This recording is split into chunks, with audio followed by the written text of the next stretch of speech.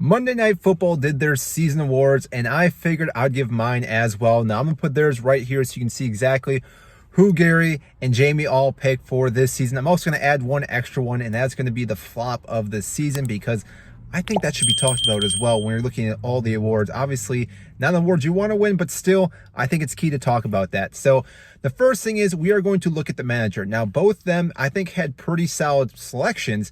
I'm quite surprised, though, because my selection, which I assumed Gary was going to take, is Erik ten Hag, which I'm absolutely blown away how this guy is not in the running for manager of the season.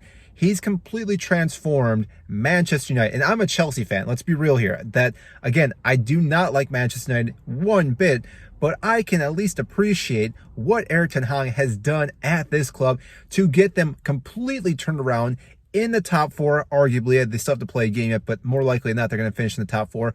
Won the League Cup, is in the FA Cup final against Manchester City. So he has a possibility of winning 2 trophies this year in his first season. Yet somehow, he's not made the short list for manager of the season, which, again, quite mind-boggling.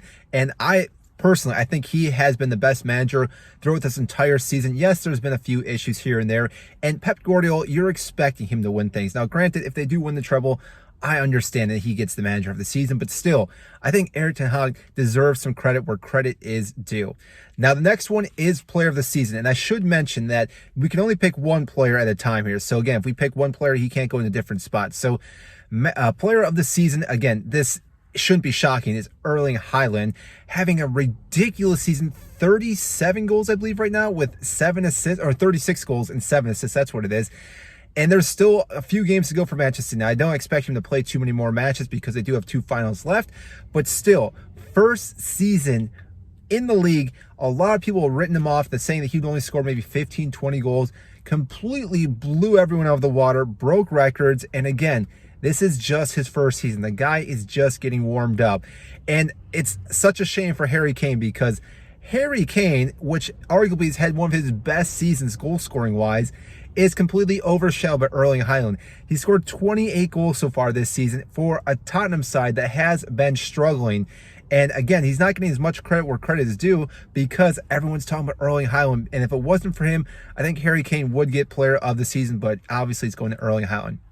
Now, because of that, he's obviously not getting young player of the award, because he just got player of the season. So there are a few options. And again, Gary and Jamie, I think, had both great selections in my opinion.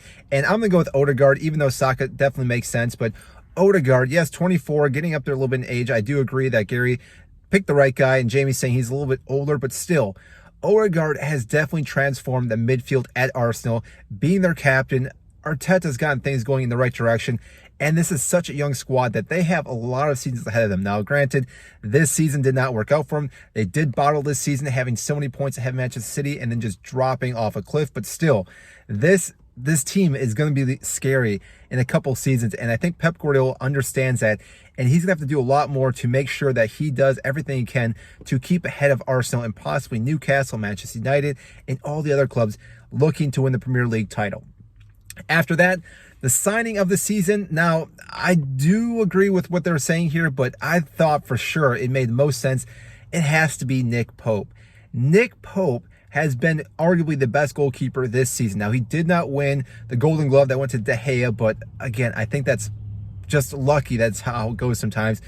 That the fact that Newcastle barely let up any goals this season, one of the best defenses, which again comes down to your goalie and obviously your defense, but still, Nick Pope has had an incredible season, saved Newcastle plenty of points this season, and again, they've barely let any goals in this year, and I think he was the best sign. Now, you could argue Casemiro again. I think he's done quite a phenomenal job at Manchester United. He was probably number 2 pick, but I'm going to go with Nick Pope. Now, flop of the season. This one, I think there's plenty of options, but being a Chelsea fan, I am going to go with Cucurella, because this guy was supposed to be so much better this season. Now, we could even pick other players for Chelsea, maybe Koulibaly as well, but I'm going to go with Cucurella. And again, bought for $50 million from Brighton, assuming we are going to have this solid left back, whether it was going to be Ben Chilwell rotating with Cucurella or Cucurella pushing Ben Chilwell out of the position, but still, I don't know what happened here, and there's a possibility that he may be sold this summer, which again, is ridiculous for a player that did so well at Brighton last year and completely did absolutely nothing this year at Chelsea, and is actually probably part of the reason why Chelsea got knocked out of the Champions League, because he made multiple errors, which again led to Chelsea leading to back-to-back losses against Real Madrid. Now again, I think Real Madrid still would have beat us, but still, we would have had a better chance had Cucurella not made those mistakes and led to all those goal errors. But still, it is what it is. Now, the next thing is the big surprise. Now, for me, I feel like there's a lot of big surprises that could have went on with this one, but for me, it has to be the Everton game. Again, I just blown away. Everton needed a win against Brighton, and not did they just win a game, they completely smashed Brighton, who again have been solid almost this entire season.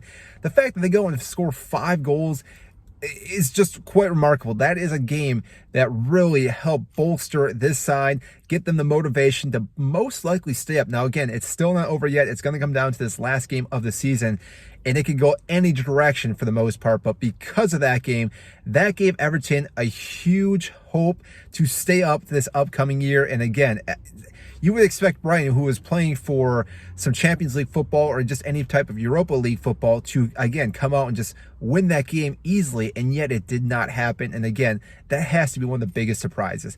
And the last one has to be the favorite game, and I thought about this, all the games I could think about, and there's one game that comes to mind. Anytime I'm going to think of this season, it has to be Liverpool versus Manchester United. I think Jamie Carragher got this one right, because it's not often that Manchester United give up 7 goals, but it never happens when it's your rivalry to Liverpool, who, like he said, is going to be thought about for 10, 20, 30 years to be talked about this match and this season. They're going to think about that game, and that's why it's going to have to be my favorite game as well, because it was just one of those games where Liverpool, everything was clicking right. Manchester United obviously were struggling, but still, it's a fun experience to watch a team lose 7-0, especially when it's Manchester United. So that is my season's awards. I want to know what you guys think, so comment down below. I'll get to those comments, but I think this is a pretty solid lineup. I think Jamie and Gary did pick some pretty good picks as well, but this was my pick for all these. So again, comment down below if you agree, disagree. I want to know what you guys think. So I will see you in our next video.